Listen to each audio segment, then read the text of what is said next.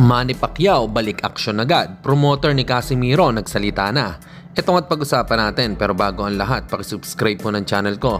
Huwag niyo na rin kalimutan i-click ang notification bell para lagi kayong una sa balita.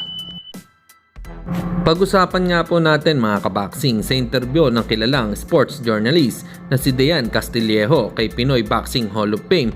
Manny Pacquiao ay sinabi sa kanya sa buwan ng December, taong kasalukuyan ay muling magbabalik aksyon si Pacman. Ang potensyal na posibleng makalaban nito ay sila Rolly Romero o rematch kay Mario Barrios or kay Gervonta Tank Davis. Para sa inyo mga kaboxing, ano po ang opinion nyo rito? Comment lang kayo sa ibaba. Samantalang double trouble, former 2 times interim bantamweight champion Raymart Assassin Caballo, haharapin nito si Pawan Kumar Arya.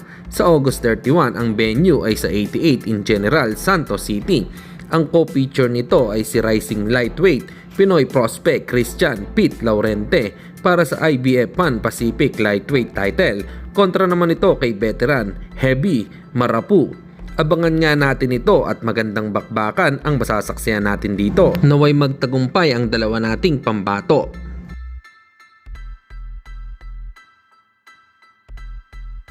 At sa kabilang balita naman tayo mga kaboxing, alam naman natin na matagal nang hinihintay na magkaharap si Luis Pantera Nery at Janrel Cuadro Alas Casimiro dahil posible na talaga silang magkabangga dahil parehas na promotion. Bagamat nagsalita na nga po dito si Koki Kameda na wala palang plano na pagbanggay ng dalawa at ang mga Japanese prospect ang itatapat nito sa dalawa. Kumbaga parang kontrabida si Cuadro Alas at Nery at ang bida ang mga Japanese boxer. Kung kayo po ang tatanungin mga kaboxing, ano po ang opinion nyo rito? Comment lang kayo sa ibaba. Hanggang dito na lang muna ang ating balita. Dito na lang ang aking boxing news report. Babu!